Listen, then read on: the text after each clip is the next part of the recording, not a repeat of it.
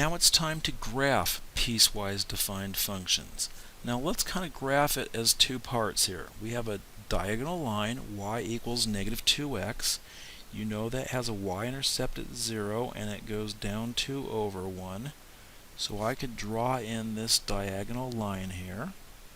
But we also have a square root graph that starts at the origin and goes up and over to the right like this.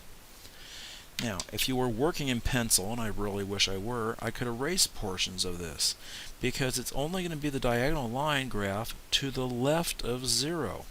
So we're going to have an open circle at the origin, and then that graph will be defined up, and away to the top left. That needs to be erased down here in the bottom right, down in the fourth quadrant.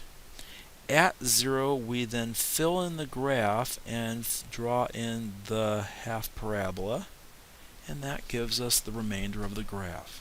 So ignore what you see there in red, and what's in blue is the actual graph. This next function has three parts to it, and let's take a look at them.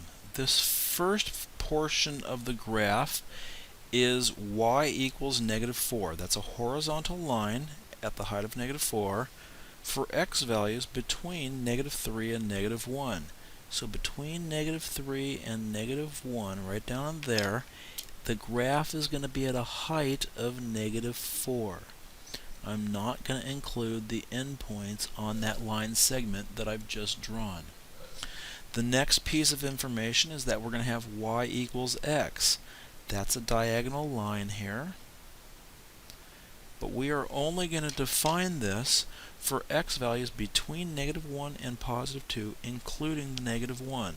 So include the negative 1, do not include the positive 2, and then we have that diagonal line on that region. The next portion of the graph is a parabola opening downward, shifted up 4. So here's our up 4, shifting downward. Here's some key points on it. And we're going to have that graph right there. Now this is defined greater than or equal to 2. So we plot our x-intercept to 2, and then we let this graph continue downward. So what I have in blue is the graph of this function.